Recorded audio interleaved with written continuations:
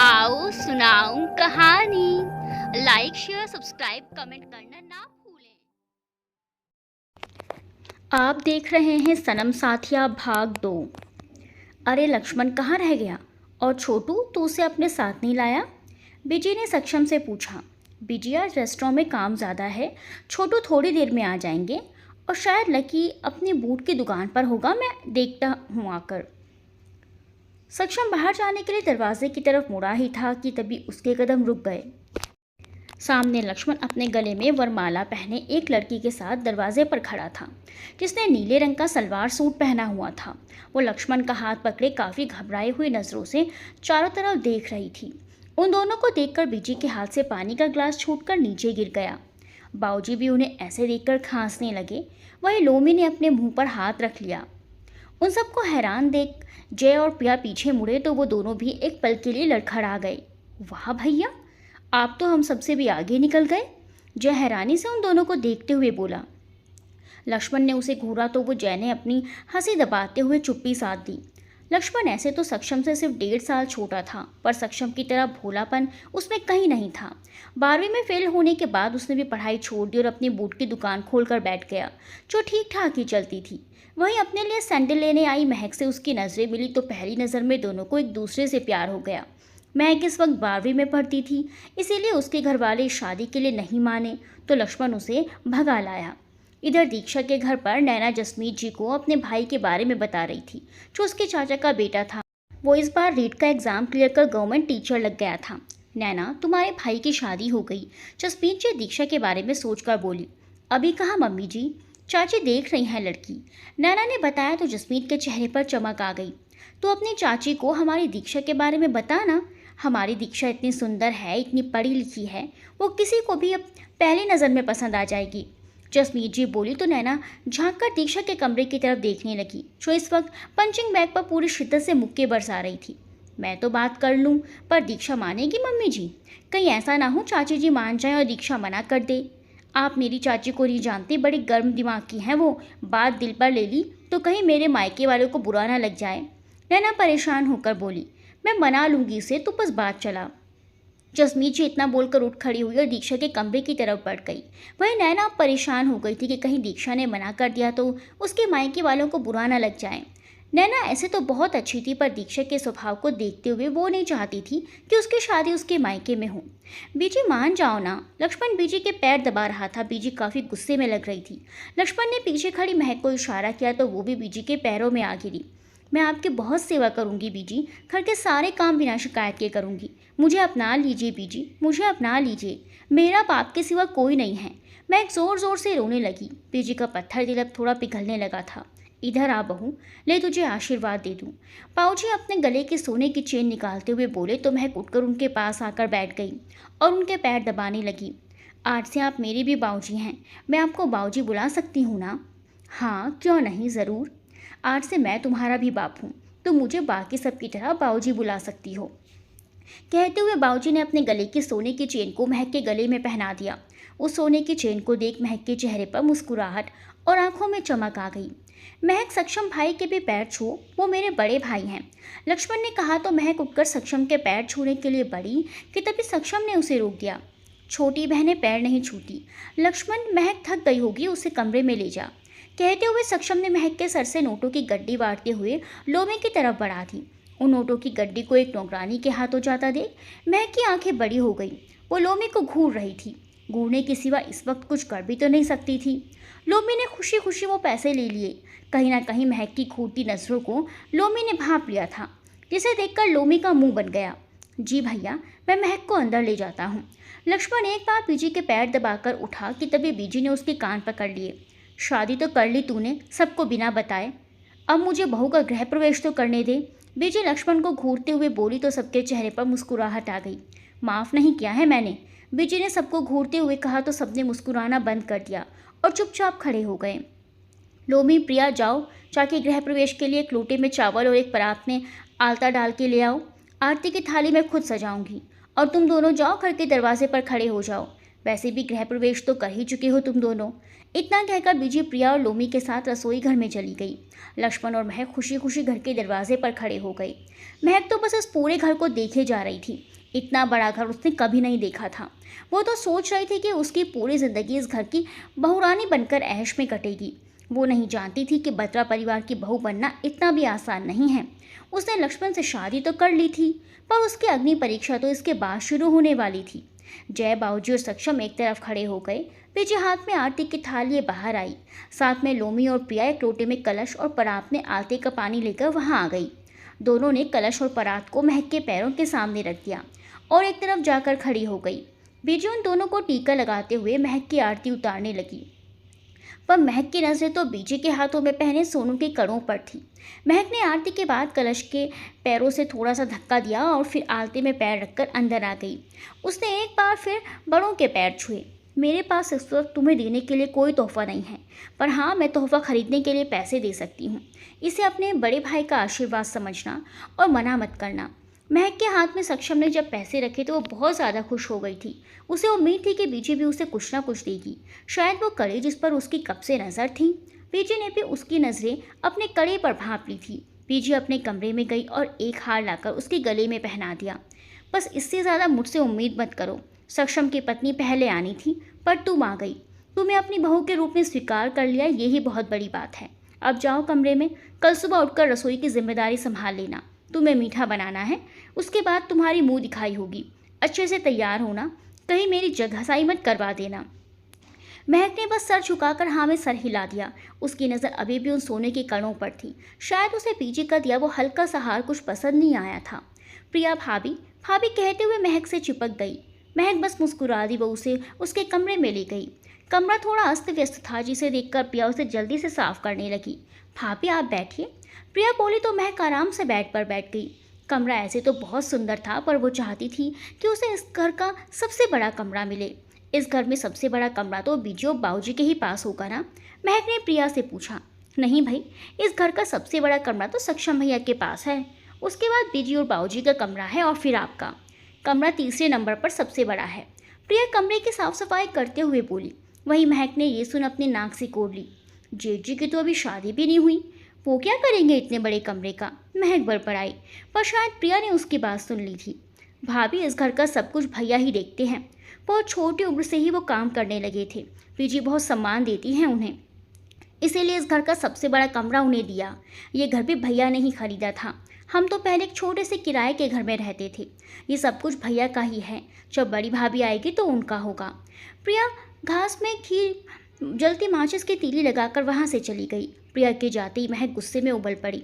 मतलब इस घर और इस घर के पैसों पर मेरा कोई अधिकार नहीं। वो गुस्से में उबली रही थी, तभी लक्ष्मण कमरे में आ गया। अरे मेरी महक, क्या हुआ? इतने गुस्से में क्यों है? बीजू ने बोला। उसकी वजह से? बीजू तो बोलती रहती है, उनकी बातों का बुरा मत मानो। लक्ष्मण ने महक को पीछे से गले लगा लिया, पर उतने ही गुस्से में महक ने लक्ष्मण को धक्का दे दिया, जिससे लक्ष्मण पीछे बेड पर जा गिरा। तुमने तो कहा था ये घर सब कुछ तुम्हारा है। महक लक्ष्मण पर गुस्से से उबल पड़ी। हाँ तो मेरा ही तो है। लक्ष्मण खुद को संभालते हुए उठ खड़ा हुआ। झूठ, ये सब तुम्हारे बड़े भाई का है।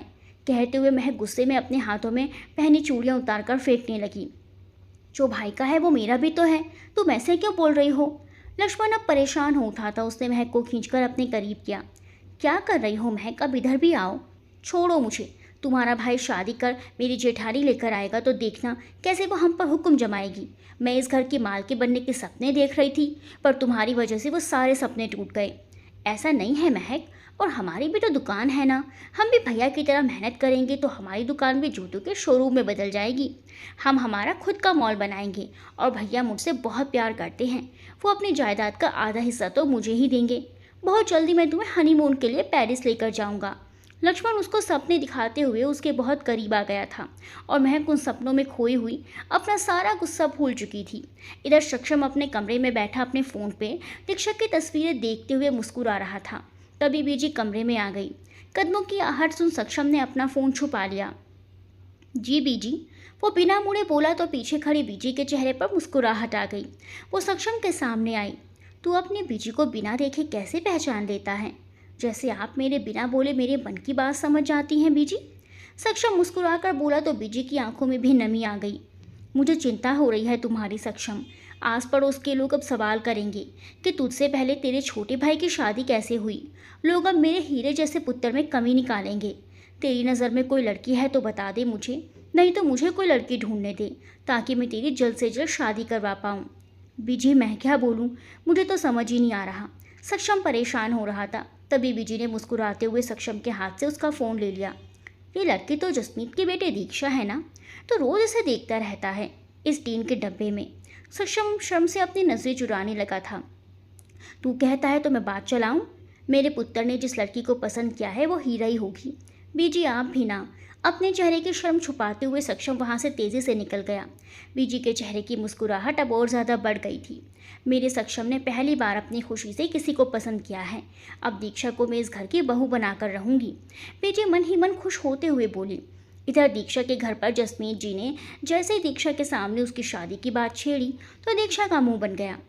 माँ बस 1 महीने बाद मेरा रिजल्ट आने वाला है, उसके बाद मैं आर्मी में भर्ती हो जाऊंगी, उसके बाद शादी करते रहेंगे ना, क्या दिक्कत है? पर अभी नहीं। हाँ अगर मैं बोझ बन गई हूँ तो बात अलग है। ये सुन जसमीत जी दुखी हो गई। तू हमारे लिए बोझ बिल्कुल भी नहीं है दीक्षा, पर मैं घबराती हूँ तुझे खोने से। दीक्षा अपना पसीना पोंछते हुए मुस्कुराई। चलो ठीक है, आपकी खुशी के लिए लड़के से मिल लेती हूँ, पर शादी का फैसला मेरा अपना होगा। दीक्षा इतना बोलकर अपनी माँ से लिपट गई। जसमीत जी की आंखों में खुशी के आंसू आ गए थे। वहीं अभी अभी ऑफिस से लौटे अनमोल की नज़र जब इन दोनों माँ बेटी पर गई तो उसके चेहरे पर मुस्कुराहट आ गई। तभी नैना खींचते हुए अनमोल को अपने साथ अपने कमरे में ले गई। क्या हुआ नैना? अनमोल ने पूछा तो नैना ने अपना सर पकड़ लिया। सासू माँ मेरे परिवार में दीक्षा की शादी करवाना चाहती हैं। नैना ने अनमोल को ये बताया तो वो कुछ पल के लिए हैरान हो गया। सच में? मुझे क्यों नहीं बताया माँ ने? ये तो बहुत अच्छी बात है। अच्छी बात है? आपका दिमाग काम कर रहा है या नहीं? वो मेरे मायके वाले हैं, वो अपने घर की बहू को फौजी तो नहीं बनने देंगे। और हमारी दीक्षा तो बचपन से ही एक सपना देख रही है, वो अपने सपने को नहीं छोड़ेगी। कहीं चक्कर में वो मेरे मायके वालों की इंसल्ट ना कर दे। देखिए इससे दोनों तरफ से रिश्ते खराब हो जाएंगे। आप मम्मी जी को समझाइए कि वो इस रिश्ते के बारे में किसी से बात ना करें। अनमोल भी अब परेशान होकर सोच में पड़ गया। शायद तुम सही कह रही हो, मैं माँ से बात करूँगा इस बारे में, पर कहीं उन्हें बुरा ना लग जाए। मम्मी जी को थोड़ा बुरा लगेगा, पर इससे कई रिश्ते खराब होने से बच जाएंगे। अगर मैं कर सकती ये तो अब तक उन्हें बोल चुकी होती, पर इसमें मैं उनकी नज़रों में बुरी बन जाऊंगी। अगर आप उन्हें ये कहेंगे तो वो आपकी बात ज़रूर सुन भी लेंगी और समझेंगी भी। आप उनके बेटे हैं, कोशिश तो कीजिए। नैना के समझाने के बाद अनमोल ने फैसला कर लिया था कि वो जसमीत जी और दीक्षा से इस बारे में बात करेगा, पर उसे समझ ही नहीं आ रहा था कि वो ये करके दीक्षा के लिए सही कर रहा है या गलत। भाभी। नैना को बाहर से दीक्षा के पुकारने की आवाज़ सुनाई दी। वो तो अनमोल को अपनी बात याद दिलाते हुए तेज़ी से बाहर चली गई। भाभी, मम्मी ने मुझे बताया कि आपका कज़न है जिससे आप मेरा रिश्ता करवाना चाहती हैं। मुझे आपके भाई का नंबर दीजिए, मुझे उससे बात करनी है। ये सुन नैना हैरानी से मुंह खोले दीक्षा की तरफ देखे जा रही थी। पर क्यों? अभी तो मम्मी जी ने बात शुरू भी नहीं की। इसीलिए तो कह रही हूँ भाभी, बातें शुरू हो उससे पहले ही ख़त्म कर दूँ। क्या ख़त्म कर दूँ? बातें भाभी, प्लीज़ नंबर दीजिए मुझे, मैं समझती हूँ अगर मैंने सबके सामने मना किया तो आपको कितना बुरा लगेगा, इसीलिए मैं पहले ही आपके भाई से मिलकर अब सब सॉर्ट आउट कर लेना चाहती हूँ। ये सुनकर नैना ने गहरी सांसें मुस्कुराते हुए दीक्षा को अपने भाई आकाश का नंबर दे दिया। भाभी प्लीज़ माँ को इस बारे में नहीं बताना। दीक्षा ने बहुत प्यार से नैना से रिक्वेस्ट की तो नैना ने भी मुस्कुराते हुए हाँ में सर हिला दिया। दीक्षा आकाश का नंबर लेकर छत पर आ गई। होप सो ये भाभी का भाई मेरी बात समझेगा। मुझे अपने पापा की तरह अपने देश की रक्षा करनी है। शादी करने के बाद तो घर की जिम्मेदारियां ही इतनी हो जाएंगी कि ना चाहते हुए भी मुझे अपने सपनों को भूलना होगा, जो कि मैं कभी नहीं होने दूंगी। दीक्षा ने आकाश का नंबर डायल किया और एक गहरी सांस लेकर फ़ोन को अपने कान से लगा लिया। हेलो, कौन बोल रहा है? सामने से किसी की आवाज़ आई। जी मैं दीक्षा चौधरी। उसने इतना बोला ही था कि सामने से हंसने की आवाज़ आई। आप हैं वो जिसकी वजह से दीदी इतना परेशान हो रही थी? उन्होंने फ़ोन करके मुझे कुछ देर पहले ही सब बता दिया था। आप टेंशन मत लीजिए, अगर आंटी ने हमारी शादी के बारे में कुछ भी मेरे घर वालों से बात की तो मैं संभाल लूँगा। दीक्षा थोड़ा हैरान हुई। कोई इतना अंडरस्टैंडिंग भी हो सकता है जो उसके बिना बोले ही उसकी बात समझ गया और बिना कोई बखेड़ा किए उसकी बात मान भी गया। तो भाभी ने आपको सब कुछ बता दिया? अच्छा किया उन्होंने, बस मैं अभी शादी नहीं करना चाहती। आप सब संभाल लेंगे तो मैं सुकून से रह पाऊंगी। दीक्षा के चेहरे पर अब एक मुस्कुराहट थी। एक सवाल पूछ सकता हूँ आपसे, अगर आप इजाज़त दे तो? दीक्षा ने कुछ पल सोचा। ठीक है पूछिए। आप शादी क्यों नहीं करना चाहती? क्योंकि मैं अपने पापा की तरह एक आर्मी ऑफिसर बनना चाहती हूँ। अब कोई भी आदमी अपनी पत्नी को बॉर्डर पर भेजने से झिझकेगा, और ना ही एक आर्मी ऑफिसर होने के नाते शादी के बाद मैं अपने पति को वक्त दे पाऊंगी, और ना ही घर परिवार की जिम्मेदारियां संभाल पाऊंगी। ऐसे में मुझे नहीं लगता कि कोई भी मुझसे शादी करेगा। दीक्षा ने अपने मन की बात आकाश के सामने रख दी। कुछ पल सामने से कोई जवाब नहीं आया। आप गलत सोच रही हैं। अगर आप मुझे चुनती हैं तो मैं आपके सपनों के रास्ते में कभी नहीं आऊँगा। मैंने आपको नैना दीदी की शादी में देखा था। आपका हंसमुख नेचर तभी से मुझे काफ़ी पसंद आ गया था। अगर आप मेरे जीवन साथी बनती तो इससे बड़ी खुशी की बात मेरे लिए कुछ भी नहीं होगी। ये सुनकर दीक्षा बिल्कुल खामोशी हो गई थी। उसके दिल की धड़कनें कुछ पल के लिए बढ़ गई थी।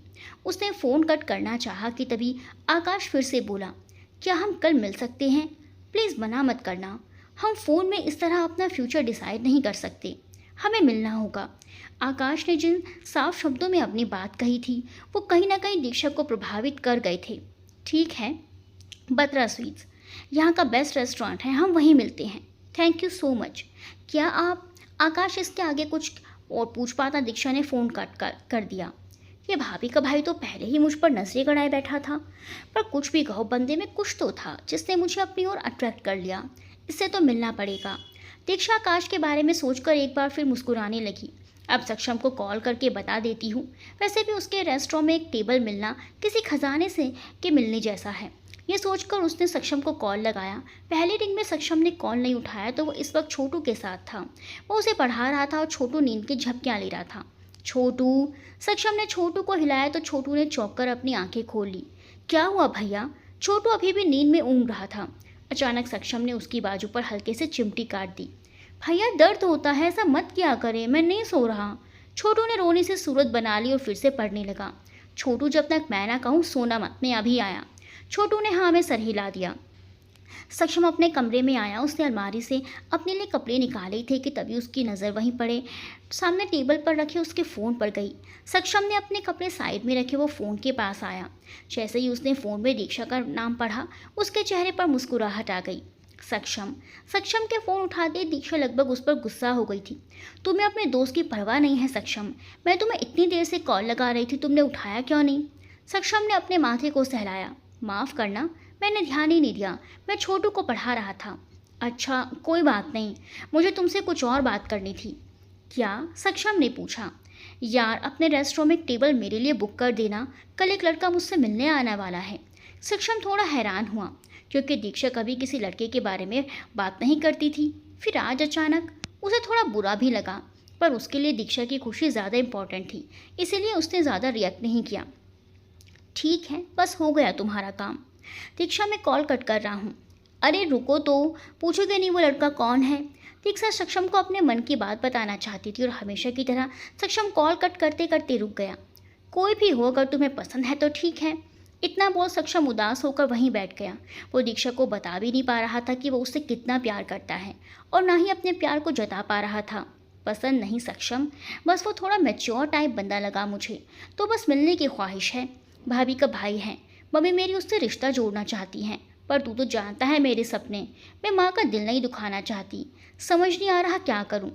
दीक्षा परेशान होकर आसमान की तरफ देखने लगी जहाँ अपनी चांदनी बिखेरते हुए चांद निकल आया था। ठीक है, कल आ जाओ, बात करो उससे। अब मैं फ़ोन बंद कर रहा हूँ, कल मिलते हैं। इतना कहकर सक्षम ने कॉल कट कर दिया और दुखी होते हुए अपना सर पकड़कर वहीं बैठ गया। जानता हूँ उसके मन में मेरे लिए कुछ भी नहीं है। मैं अपना प्यार उस पर थोप नहीं सकता। वो जो चाहे उसे वो करने का पूरा हक है। मैं उसकी मदद करूँगा, ना कि उसके रास्ते की रुकावट बनूंगा। उसने खुद से कहा और गहरी सांस छोड़ते हुए उठकर छोटू के पास आ गया, जो अब फिर से सो गया था। पर सक्षम ने इस बार उसे उठाया नहीं। उसने वहीं उसे शोर उड़ा दिया और किताबें समेटकर वहाँ से निकल गया। इधर दीक्षा कल के बारे में सोच सोच कर नर्वस हुई जा रही थी। सक्षम भी तो होगा ना, टेंशन मत ले, उसने खुद को समझाया। सच में सक्षम आसपास होता है तो किसी चीज़ का डर नहीं लगता। बहुत अच्छा है वो। दीक्षा सक्षम को याद कर मुस्कुराई। सक्षम है ना, मैं उस पर विश्वास कर पूरी तरह से निश्चिंत हो सकती हूँ। एक नई उमंग के साथ दीक्षा खुशी से उछल पड़ी। सुबह सवेरे बत्रा निवास की लाइट्स ऑन हो चुकी थी। बिजी और लोमी उठकर घर के कामों में लग गई। बीजी, नई बहू अब तक नहीं उठी। लोमी ने बीजी के कान में धीरे से कहा तो बीजी आग बबूला हो उठी। महक। बीजी की तेज़ आवाज़ के साथ महक चौंक कर उठ बैठी। उसने टाइम देखा, सुबह के 4 बज रहे थे। एक पल को उसे बहुत गुस्सा आया। उसने अब पास ही सो रहे अपने पति को जोरदार लात दे मारी, जिससे वो लुढ़कते हुए बेड से नीचे जा गिरा। अब क्या हुआ? लक्ष्मण आंखें मलता हुआ उठा। सुनो जी, बीजी ने मुझे सुबह 4 बजे उठा दिया है। मेरी नींद खराब हो गई है और तुम आराम से सो रहे हो। ऐसा मैं होने नहीं दूंगी। हाँ, तो मैं घर का बेटा हूँ, ज़्यादा देर तक सो सकता हूँ। तू बहू है, तुझे उठकर घर के काम करने हैं। पहले जाके नहा ले। हमारे घर की रसोई में बिना नहाए नहीं घुसते। महक खाटे तोड़ती रहेगी कि बाहर भी आएगी। बीजी फिर एक बार चिल्लाई तो महक बड़बड़ाते हुए बाल बांधकर बेड से उतर गई। दोबारा मत सोना, मैं नौकरानी नहीं हूँ, इस घर की बहू हूँ। और इतनी सुबह सुबह कौन नहाता है? मैं तो नहीं नहाने वाली। ठीक है यार, शादी की है तुझसे, वोटी है तू मेरी, ये सज़ा भी मुझे ही भुगतनी होगी। कहते हुए लक्ष्मण उठ खड़ा हुआ। वहीं महक अब दरवाज़ा खोलकर बाहर आ गई। लोमी और बीजी ने उससे ऊपर से नीचे तक देखा। तो नहाए नहीं अभी तक? बीजी ने उसे घूरते हुए पूछा। बीजी, 4 बजे कौन नहाता है? अभी तो मैं उठी ही हूँ। उसने इतना ही बोला था कि बीजी की भवें चढ़ गई। तेरे घर पर नहीं नहाते होंगे, पर हमारे घर में घर की बहुएं सुबह जल्दी उठकर तैयार हो जाती हैं और घर के सारे ज़रूरी काम सुबह सुबह ही निपटा लेती हैं। लक्ष्मण और सक्षम को अपना काम पर जाना होता है। प्रिया और जय को स्कूल और कॉलेज, उनके लिए सुबह सुबह नाश्ता बनाना होता है और प्रिया के लिए टिफ़िन तैयार करना होता है। ये मैं करती थी, पर कल से ये तेरी जिम्मेदारियां हैं। अभी नहा के आ। कल से ठीक 2:45 बजे उठ जाना और नहा धोकर 4 बजे तक तो मुझे रसोई में एक अच्छी बहू की तरह काम करती हुई मिलनी चाहिए। मैं एक बड़ा सा मुंह खोले हैरानी से ये सब सुने जा रही थी। एक पल तो उसका मन हुआ कि बोल दे कि वो ये सब नहीं करने। अपने मन को मार कर वो चुपचाप अंदर आ गई, जहाँ कमर पर हाथ रखे लक्ष्मण उसे ही देख रहा था। हो गया तेरा, जा अब नहा ले, मैं सोने जा रहा हूँ। लक्ष्मण जमाई लेते हुए बोला। तुझसे शादी करके ज़िंदगी बर्बाद कर ली मैंने मेरी। कहाँ रानी बनने के सपने देख रही थी और तुझे नौकरानी बना के रख दिया। महक गुस्से में वहीं रखा वास उठाकर लक्ष्मण के पीछे दौड़ पड़ी। ए महक, पागल हो गई क्या? लक्ष्मण दरवाज़ा खोलकर बाहर भाग गया और महक और पैर पटकती रह गई। क्या हुआ पुत्र, इतनी जल्दी कैसे उठ गया? बीजी, वो आज से जॉगिंग करूंगा रोज़, सक्षम भाई की तरह। लक्ष्मण हल्का सा हंसते हुए अपनी गर्दन पर हाथ फिराते हुए बोला। जा जाके सो जा। तेरी माँ हूँ, जानती हूँ तुझसे इतनी सुबह उठा नहीं जाता।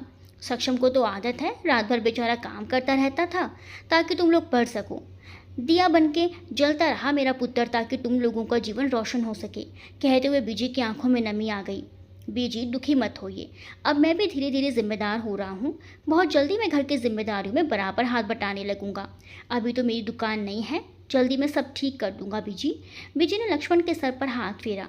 तेरी वोटी को बोल देना अच्छे से तैयार हो जाए। लोमी उसके कमरे में गहने और साड़ी दे आएगी। सबसे पहले जाके रसोई की रस्म होगी और उसके बाद मुंह दिखाएगी। बहुत औरतें आने वाली हैं।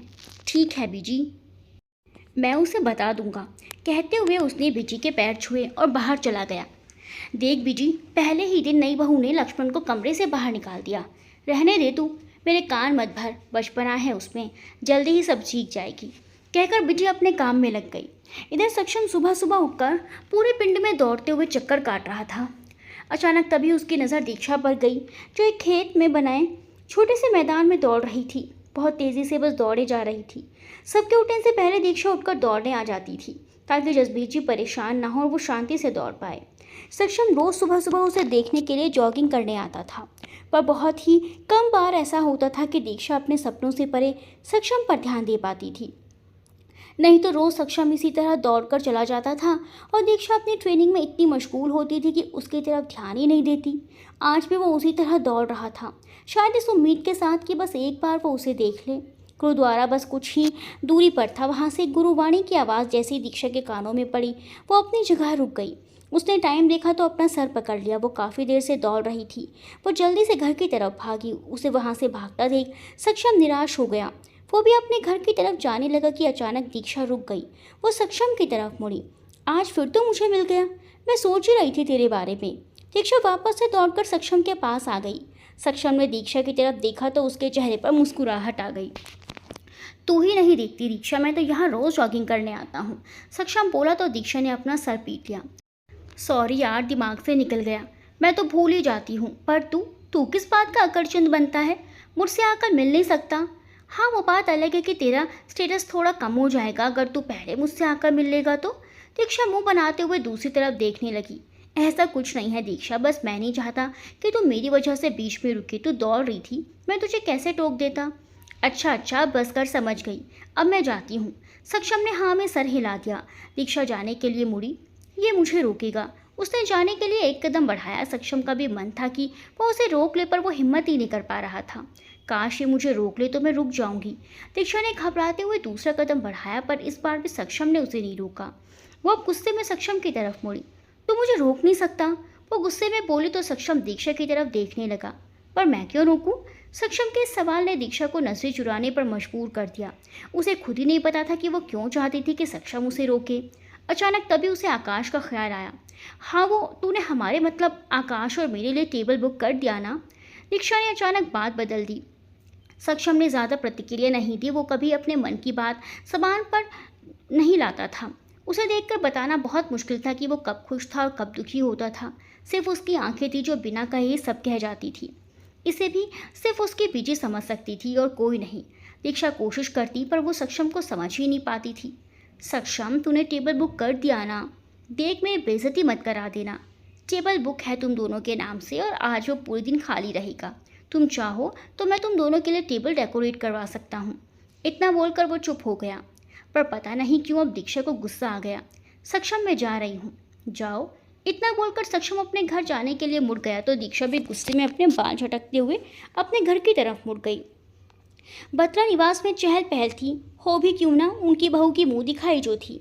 कामिनी, तेरी मंझली बहू तो बहुत सुंदर है, पड़ोस में रहने वाली कस्तूरी महक की बलैयां लेते हुए बोली। बीजी सिर्फ मुस्कुरा दी। बीजी और कस्तूरी की कुछ खास जमती नहीं थी। वो हमेशा बत्रा परिवार के मामलों में टांग अड़ाती रहती थी और दूसरी औरतों के घर में हुई छोटी छोटी बातों की चुगलियां लगाती रहती थी। वैसे एक बात कहूँ कामिनी, बुरा मत मानना, तेरी बड़ी तो आई नहीं, तेरी मंझली बहू आ गई। ना कोई धूमधाम ना कुछ, तूने तो पता ही नहीं लगने दिया अपनी मंझली बहू के बारे में। कोई राज है क्या? बोलना कामिनी। कस्तूरी ने हंसते हुए बीजी के कंधे पर हल्के से मारा तो बीजी कस्तूरी को घूरने लगी। अचानक बीजी हंसी। राज है ना, वे जो मेरी मंझली बहू है बहुत ज़्यादा गुणी है, इतने कि मैं महक को जल्दी से जल्दी अपने घर की बहू बनाकर यहाँ ले आई। सक्षम के लिए भी लड़की ढूंढ ली है मैंने, जल्दी उसकी शादी बड़ी धूमधाम से करवाऊंगी, फिर तुम्हारी ये शिकायत भी दूर हो जाएगी कस्तूरी। तुम मेरी गुणी बहू के हाथों के मीठे मीठे पकवान खाओ। कहते हुए बीजी ने लोमी के हाथों पकवान की भरी पूरी थाली कस्तूरी के हाथ में पकड़ा दी। पर कस्तूरी को पकवान से ज़्यादा महक में रुचि हो रही थी। सच में देखने से तो बड़ी गुणी नहीं लगती। कस्तूरी ध्यान से महक को देखते हुए बोली, जो लंबा सा घूंघट ओढ़े मनी मन कस्तूरी को गालियां दिए जा रही थी। डेग लेकर आई है ना मेरी बहू के लिए? बीजी ने कस्तूरी पर बातों का तीर छोड़ा, जिसने कस्तूरी के होंठों को सील कर रख दिया। कामिनी, मेरी बहू बेचारी पेट से है, घर पर मेरा इंतजार कर रही होगी, मैं अभी आती हूँ, नेक बाद में दे दूंगी। मैं कहाँ भाग रही हूँ, यहीं पड़ोस में ही तो रहती हूँ। कस्तूरी बेशर्मे की तरह हंसते हुए पकवान की थाली लेकर वहाँ से निकल गई। बीजी ने उसे जाते देख गहरी सांस दी, जैसे सर से कोई भारी भरकम मुसीबत टलने के बाद चेहरे पर जो सुकून और खुशी आती है, वही सुकून और खुशी इस वक्त बीजी के चेहरे पर नजर आ रही थी। लक्ष्मण को उसके दोस्त और रिश्तेदार शादी की बधाइयाँ दे रहे थे। जय पकवान ठूंसने में लगा था, जो बहुत मेहनत से महक ने लक्ष्मण से चोरी चोरी चुपके चुपके मंगवाए थे। वो तो शुक्र था कि बीजी ने अब तक पकवान चखे नहीं थे, वरना एक पल में उसकी चोरी पकड़ लेती। वहीं प्रिया सज धज के बाबूजी को इधर से उधर घुमा रही थी। उसका लटका हुआ चेहरा साफ बता रहा था कि वो कितने बेमन से ये काम कर रही है। वह बीजी के रहते उसकी कहाँ चलने वाली थी। सक्षम इन सब में कहीं गायब था। छोटू और लोमी सबके खाने पीने की देखरेख कर रहे थे। बीजी छोटू के पास आई। पुत्र, तुमने सक्षम को देखा कहीं? नजर नहीं आ रहा? बीजी, सक्षम भैया तो रेस्टोरेंट गए हैं, उन्हें आज बहुत ज़रूरी काम है, जल्दी आ जाएंगे, आप चिंता मत कीजिए। छोटू बोला तो बीजी निश्चिंत होकर सबके देखभाल में लग गई। इधर दीक्षा भी सक्षम के रेस्टोरेंट पहुंच चुकी थी। उसने अपने चारों तरफ देखा तो सबसे अलग थलग एक कैबिन में बैठा आकाश दिखाई दिया, जो बड़ी हैरानी से उस शीशे की दीवार को देख रहा था। वहाँ उनके लिए बड़े बड़े आरामदायक सोफे और बीच में एक बड़ा सा टेबल पहले ही अच्छे से सेट किया हुआ था। पूरे कैबिन को सक्षम ने डेकोरेट करवा दिया था। दीक्षा की नज़रें सक्षम को ढूंढ रही थी, पर वो उसे कहीं नज़र नहीं आ रहा था। पहले इन महाशय से मिल लूँ, फिर सक्षम से मिलती हूँ, ये सोचते हुए वो उस कैबिन का दरवाज़ा खोलकर कैबिन के अंदर आ गई। आकाश दीक्षा को देखते ही अपनी जगह से उठ खड़ा हुआ। बैठिए दीक्षा, मैं आप ही का इंतज़ार कर रहा था।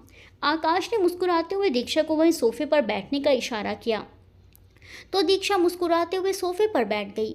आप कुछ लेंगी, चाय कॉफ़ी कुछ? आकाश ने पूछा तो दीक्षा ने ना में सर हिला दिया। कुछ तो लीजिए, आकाश ने रिक्वेस्ट की। अदरक वाली चाय, इतना बोलकर दीक्षा चुप हो गई। आकाश मुस्कुरा कर बोला, आपको भी अदरक वाली चाय पसंद है? आपको भी मतलब? मुझे भी अदरक वाली चाय बहुत पसंद है। मेरा तो बिना अदरक की चाय के दिन ही नहीं शुरू होता।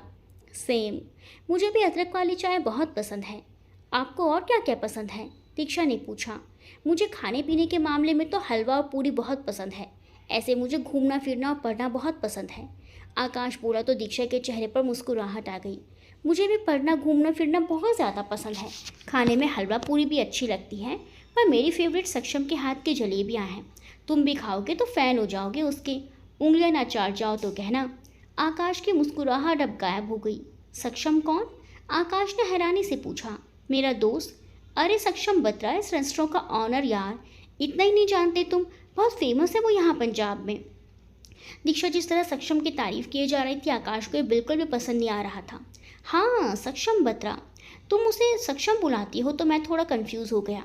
आकाश खुद को संभालते हुए अब मेन्यू कार्ड देखने लगा। कोई नहीं, वैसे भी उसे सक्षम सिर्फ उसके बहुत करीबी लोग ही बुला सकते हैं। मैं और भैया उसके बचपन के दोस्त हैं, इसीलिए उसे सक्षम बुलाते हैं। अच्छा चलो ये सब छोड़ो, मैं हम दोनों के लिए अदरक वाली चाय ऑर्डर कर रहा हूँ। आकाश ने बात बदल दी और सामने टेबल पर रखी घंटी बजा दी। दीक्षा भी अब हाँ में सर हिलाते हुए चुप हो गई। कुछ ही पलों में वेटर वहाँ आ गया, वो अदरक वाली चाय हम दोनों के लिए।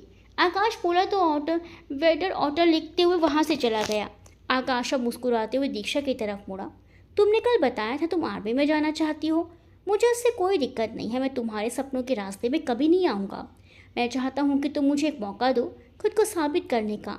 मैं विश्वास दिलाता हूँ तुम्हें निराश नहीं करूँगा। आकाश ने कहते हुए दीक्षा के हाथ पर हाथ रख दिया। दीक्षा अब थोड़ी असहज हो गई थी। उसने धीरे से अपना हाथ पीछे खींच लिया। आई एम सॉरी, अगर तुम्हें बुरा लगा हो तो। दीक्षा को पीछे हाथ खींचते देख आकाश ने कहा, नहीं ऐसी कोई बात नहीं है, थैंक यू मुझे समझने के लिए। पर सच कहूँ, मेरे सपने के अलावा मेरे जीवन में किसी और की जगह नहीं है, तुम्हारी भी नहीं। तुम मुझे बहुत अच्छे इंसान लगे। उम्मीद है तुम मुझे समझोगे और मेरी माँ को इस रिश्ते के लिए इनकार कर दोगे। दीक्षा वहाँ से उठकर जाना चाहती थी। आकाश अब निराश हो गया था। प्लीज़ एक मौका, मैं आपको सच में बहुत पसंद करता हूँ दीक्षा। वैसे भी आपकी माँ मुझसे नहीं तो किसी और से आपका रिश्ता करवाएंगी। हो सकता है वो आपके सपनों को एक्सेप्ट ही ना करे और परिवार के दबाव में आकर आपको अपने सपनों को छोड़कर किसी अनजान से शादी करनी पड़ जाए। पर सच कहूँ, मैं वैसा नहीं हूँ। मैं अपने सपनों की अहमियत समझता हूँ और सपनों को पूरा ना होने का दुख भी समझता हूँ। मैं आपकी और आपके सपनों के बीच कभी नहीं आऊँगा दीक्षा। आकाश के इतना ज़्यादा बोलने पर दीक्षा सोच में पड़ गई। उसे कहीं ना कहीं आकाश की बात सही लग रही थी। उसे कभी ना कभी तो किसी न किसी से शादी करनी ही थी, तो आकाश से क्यों नहीं, जो उसके आर्मी में जाने के सपने को सहयोग करने के लिए तैयार था। मैं सोच कर बताती हूँ आकाश, क्या आप मुझे सोचने के लिए थोड़ा सा वक्त दे सकते हैं? दीक्षा बोली तो आकाश कुछ पल के लिए चुप हो गया। वेटर अदरक वाली चाय उनके टेबल पर रख के जा चुका था। आप जितना चाहें उतना वक्त ले सकती हैं, मैं आपके जवाब का इंतज़ार करूंगा। फिलहाल के लिए ये अपनी अदरक वाली चाय पीजिए, वरना ठंडी हो जाएगी। आकाश ने मुस्कुराते हुए चाय का कप उठा लिया तो दीक्षा भी मुस्कुराने लगी। कुछ देर बातें करने के बाद आकाश वहाँ से चला गया, पर दीक्षा अभी भी वहीं थी। लड़का तो अच्छा है, बुराई क्या है? सबसे अच्छी बात तो ये है कि मेरे सपनों को सपोर्ट कर रहा है। इससे अच्छा क्या हो सकता है किसी लड़की के लिए? वो ये सब सोच ही रही थी कि सक्षम कैबिन में आ गया। उसने आकाश को जाते हुए देख लिया था। वो दीक्षा से बेसब्री से पूछना चाहता था कि क्या वो सच में आकाश को पसंद करती है। अगर ऐसा है तो वो अपनी भावनाओं को अपने मन में ही दबा लेगा। वो नहीं चाहता था कि वो दीक्षा को किसी भी तरह से परेशान करे। वो बस हमेशा दीक्षा को खुश देखना चाहता था, चाहे वो उसके साथ हो या ना हो। सक्षम को देख दीक्षा मुस्कुराई। वो तुम्हारे रेस्टोरेंट का बिल नहीं भर के गया? अदरक वाली चाय पी, वो भी इतने बड़े कैबिन में बैठकर, फिर भी बिल देना भूल गया। सक्षम मुस्कुराया और उसके सामने आकर बैठ गया। तुम मेरे दोस्त हो दीक्षा, और ये सब मैंने तुम्हारे लिए किया है। मैं अपने दोस्त से पैसे नहीं लूँगा। फिर भी तुम ज़बरदस्ती पैसे रख जाती हो, जो कि बिल्कुल भी ज़रूरी नहीं है। दीक्षा ने बुरा सा मुंह बना लिया। दोस्त हूँ, इसका मतलब ये नहीं कि मैं तुम्हारी दोस्ती का फ़ायदा उठाने लगूँ। अगर भाई आते हैं तो वो भी तो बिल भरते हैं। तुम उन्हें तो ऐसा नहीं बोलते कि बिल मत भरो, फिर मुझसे पैसे लेने में इतनी आनाकानी क्यों करते हो? दीक्षा के इस सवाल से सक्षम इधर उधर देखने लगा। उसके पास इस सवाल का कोई जवाब नहीं था। जो उसके दिल में था वो कहीं दीक्षा उसकी आंखों के सहारे जान न ले। इस बात के डर से वो दीक्षा से नजरें भी नहीं मिला पाता था। सक्षम, तुम्हें मुझसे बात करनी है या नहीं करनी? तुम्हारे मुंह से शब्द निकालना कितनी मेहनत का काम है। मेरे तो पसीने छूटने लगते हैं। दीक्षा ने दुखी होने का नाटक करते हुए अपने सर पर हाथ रखा तो सक्षम हंसने लगा। दीक्षा ने सक्षम को घूरा तो उसने बहुत मुश्किल से अपनी हंसी रोकी। अब से तुम्हारे सामने ज़्यादा से ज़्यादा बोलने की कोशिश करूँगा। दीक्षा सोफे से उठकर सक्षम के पास आकर बैठ गई। सक्षम दीक्षा से थोड़ी दूर खिसक गया। दीक्षा को ये बिल्कुल भी पसंद नहीं आया। चाहे सक्षम दीक्षा के सामने कितना ही नॉर्मल दोस्तों की तरह रहने की कोशिश करे, फिर भी वो उससे दूरी बनाए रखता था, जो अक्सर दीक्षा को खलती थी। सक्षम की खामोशी की वजह से दीक्षा को हमेशा ऐसा लगता था कि सक्षम उसे पसंद नहीं करता, बस वो ही उससे चिपकी रहती है। सक्षम, तुम्हें खीर बहुत पसंद है ना? मैं वेटर से कहकर अभी मंगा लेती हूँ। दीक्षा ने अपने अंदर के गुस्से को अंदर ही दबाए हुए वेटर को बुलाया और उसे खीर का ऑर्डर देकर सक्षम की तरफ मुड़ गई, जो अब पूरी तरह से खामोश हो गया था। वो दीक्षा की तरफ देखने की बजाय हर तरफ देख रहा था, जिसकी वजह से दीक्षा को लग रहा था कि वो उसे अनदेखा कर रहा है। मैं जा रही हूँ सक्षम। अचानक दीक्षा उठ खड़ी हुई, लेकिन कहते हुए सक्षम भी अब चौंक कर उठ गया। वो उसको रोकना चाहता था, पर उसकी जुबान बिल्कुल भी नहीं साथ दे रही थी। क्या हुआ, तुम मुझे रोकना चाहते हो? दीक्षा ने सक्षम की तरफ देखते हुए पूछा। सक्षम ने हाँ में सर हिलाने की कोशिश करते हुए जोर से ना में सर हिला दिया। तुम जाओ, खीर मैं खा लूँगा, जाओ तुम। इतना बोलकर सक्षम फिर से चुप हो गया। दीक्षा का मन उदास हो गया। उसे उम्मीद थी कि सक्षम हमेशा की तरह ऐसा ही कहेगा। उसने अपने पर्स से पैसे निकाले। दीक्षा, तुम मेरे दोस्त हो, इसकी ज़रूरत नहीं है। सक्षम ने इतना बोला ही था कि दीक्षा ने ज़बरदस्ती उसके हाथ में पैसे रख दिए। जानती हूँ कितना दोस्त मानते हो तुम मुझे, बोलकर वो तेज़ी से वहाँ से निकल गई। सक्षम मुंह खोले उसे जाते हुए देखता रहा।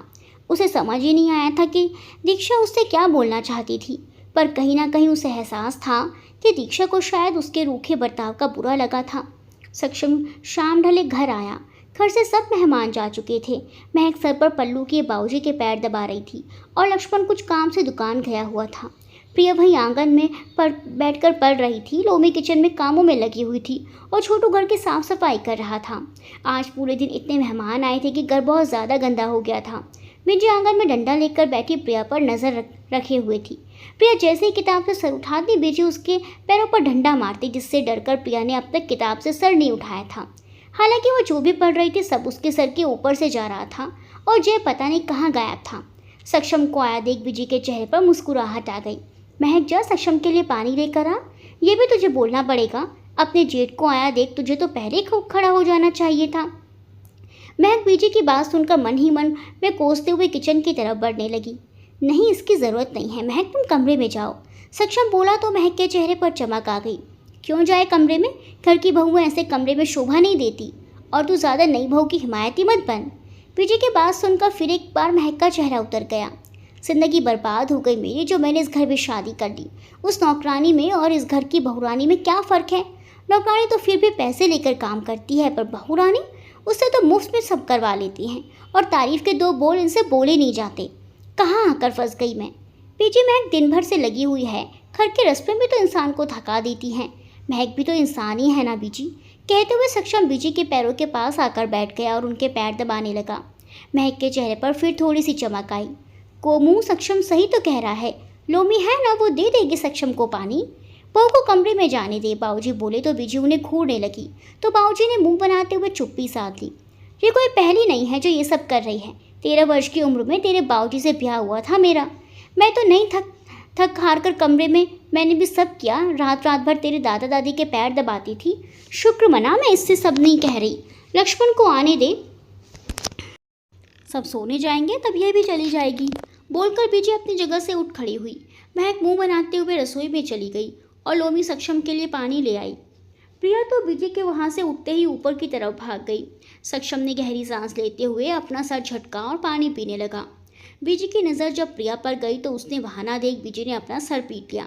खसमन उखानी, गधे के गैल जानी, ज्ञान की बात तो करनी ही नहीं चाहिए इस लड़की से। बीजी बड़बड़ाते हुए डंडा वहीं छोड़ सब्जियां काटने लगी। प्रिया, पढ़ना नहीं तो घर के काम में लग। ससुराल जाएगी तो पक्का नाक कटाएगी ये लड़की मेरी।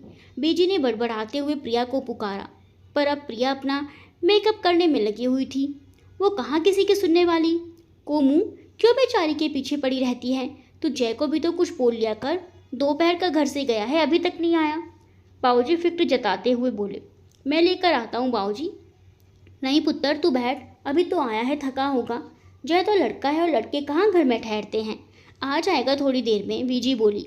तो सक्षम बाबूजी के पास ही बैठ गया। बीजी, आपके लिए चाय। मैं एक चाय लेकर आई। अरे मुझे क्या दे रही है, सक्षम को दे। और जा जाके छत से कपड़े ले आ, सूख गए होंगे। महक ने मन मारते हुए हाँ में सर हिला दिया। महक ने सक्षम को चाय दी और छत पर चली गई। कामिनी, अचानक कस्तूरी चिल्लाते हुए वहां आई। कस्तूरी की आवाज़ सुनकर बीजी दांत पीसते हुए चाकू को कसकर पकड़ते हुए उठ खड़ी हुई।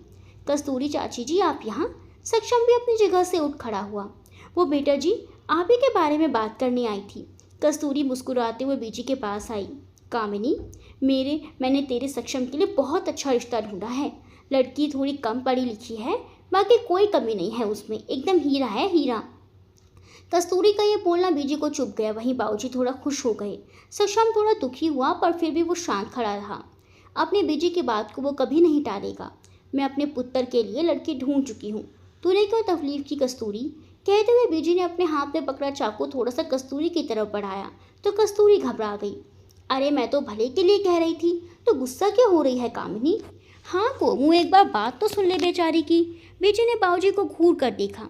आपकी बड़ी सुनने की इच्छा हो रही है, और बेचारी कैसे कह रहे हैं आप, ये जो पूरे मोहल्ले की चुगलियाँ करती फिरती हैं? बेचारी। बाबूजी फिर से झेप कर चुप हो गए।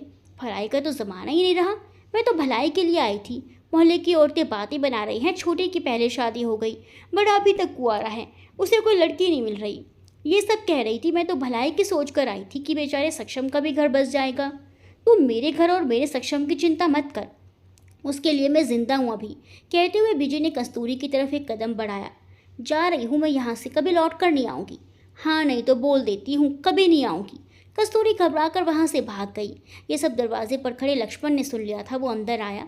ये सब मेरी वजह से हुआ ना बीजी, ना मैं शादी करता और ना ही सक्षम भैया को इतना कुछ सुनना पड़ता। लक्ष्मण उदास होकर बोला। बीजी ने लक्ष्मण को घूरा, तभी सक्षम ने आगे आकर उसको गले लगा लिया। तेरी वजह से कुछ नहीं हुआ है, ये आज तू कैसी बातें कर रहा है, सक्षम उसे समझा रहा था। वहीं बीजी का गुस्सा कस्तूरी की बातों के बाद और ज़्यादा बढ़ गया था। तो ये शादी करने से पहले सोचता, अब सोचने की क्या ज़रूरत है। जा अपने कमरे में, खाना बन जाए तो आ जाना खाने, बोलकर बीजी गुस्से में अपने कमरे में चली गई। लक्ष्मण अब फिर से उदास हो गया था। बेटा, तेरी बीजी तो ऐसे ही कहती रहती है, उसकी बातों को एक कान से सुनकर दूसरे कान से निकाल दिया कर। जा बहू छत पर होगी, उसे कमरे में ले जा, बहुत काम कर लिया बेचारी ने आज, थोड़ा आराम कर लेगी। बाबूजी की बातों पर लक्ष्मण ने हाँ में सर हिलाया और छत पर चला गया। सक्षम अपने बाबूजी के पास बैठकर उनके पैरों की मालिश करने लगा। इधर दीक्षा के घर पर अलग ही माहौल बना हुआ था। अनमोल ने जसमीत जी से दीक्षा का रिश्ता आकाश से करने से मना कर दिया था। मैं आज ही उनसे बात करूँगी। आकाश का रिश्ता मेरी दीक्षा से होकर रहेगा। आज तुझे क्या हो गया है? नैना ने कहा है क्या तुझे ये सब मुझसे बोलने के लिए? बोल। अनमोल अब चुप हो गया। अनमोल के चुप हो जाने से जसमीत जी को यकीन हो गया कि नैना ने ये सब कहा है। नैना। जसमीत जी ने नैना को बुलाया तो नैना अपने कमरे से बाहर आ गई। बोल, तू क्यों नहीं चाहती कि मेरी दीक्षा का रिश्ता आकाश से हो? जसमीत जी के ऐसा पूछने पर नैना अनमोल की तरफ देखने लगी, जो अब चुप हो गया था। नहीं मम्मी जी, आप गलत समझ रही हैं। वो तो मैंने इसीलिए कहा था कि बस एक बार दीक्षा से पूछ लेते, वो हाँ करती है तो मुझे कोई दिक्कत नहीं है। इतना बोलकर नैना ने अपना सर झुका लिया। दीक्षा की हाँ ही सुननी है ना तुम दोनों को, तो मैं दीक्षा को बुला कर लाती हूँ। कहते हुए जसमीत जी दीक्षा के कमरे में चली गई। आपने मेरा नाम क्यों लिया मम्मी जी के सामने? मैंने नहीं लिया नैना, माँ बिना बोले समझ गई। अब बस करो, दीक्षा से पूछ लेते हैं, अगर वो हाँ करेगी तभी हम इस रिश्ते की बात आगे बढ़ाएंगे। अनमोल की बात सुनकर नैना ने चुप्पी साध ली। दीक्षा अंदर बैठकर पढ़ रही थी। जसमीत जी उसके हाथों से किताब छीन कर उसका हाथ पकड़कर बाहर ले आई। क्या है माँ, मैंने क्या कर दिया? चुपचाप पढ़ ही तो रही थी। दीक्षा ने चिढ़कर अपना हाथ छुड़ा लिया और उसे मसलने लगी। मैंने तेरा रिश्ता आकाश से करने का फैसला किया है, तुझे रिश्ता पसंद है तो हाँ बोल। दीक्षा ने अपना हाथ मसलना छोड़ दिया। उसने भैया भाभी और अपनी माँ की तरफ देखा, जो उसे ही देख रहे थे। वह हैरान थी कि उससे अचानक ऐसा सवाल क्यों पूछा जा रहा है। बोल दीक्षा, बस हाँ या ना में जवाब दे। अनमोल बोला, लेकिन दीक्षा के भाव अस्पष्ट थे। वो समझ ही नहीं पा रही थी कि वो इस सवाल का क्या जवाब दे। आज जब वो आकाश से मिली, उसमें ऐसा कोई ऐब नहीं था जो उससे मना किया जा सके। आकाश ने उससे अच्छे से बात की, यहाँ तक कि उसने ये भी कहा कि वो उसके सपनों की रुकावट नहीं बनेगा। ये सोच दीक्षा जसमीत की तरफ मुड़ी। माँ, आपको लगता है आकाश मेरे लिए ठीक है? तो मेरी तरफ से हाँ है। यह सुनते ही नैना आश्चर्य में पड़ गई। वहीं जसमीत जी और अनमोल बहुत ही ज़्यादा खुश हो रहे थे। जसमीत को तो जैसे उसकी मन मांगी मुराद मिल गई थी। बेटा कल ही जाके आकाश के माँ पापा से बात कर लेना, अगले 2 दिनों में ये रिश्ता पक्का हो जाएगा। जसमीत इतनी ज़्यादा खुश थी कि वो खुशी उसके चेहरे पर साफ झलक रही थी। अपने पापा के जाने के बाद पहली बार दीक्षा ने अपनी माँ को इतना खुश देखा था। वो अपनी माँ की खुशी की वजह बन पाई, ये सोचकर वो भी खुश हो गई।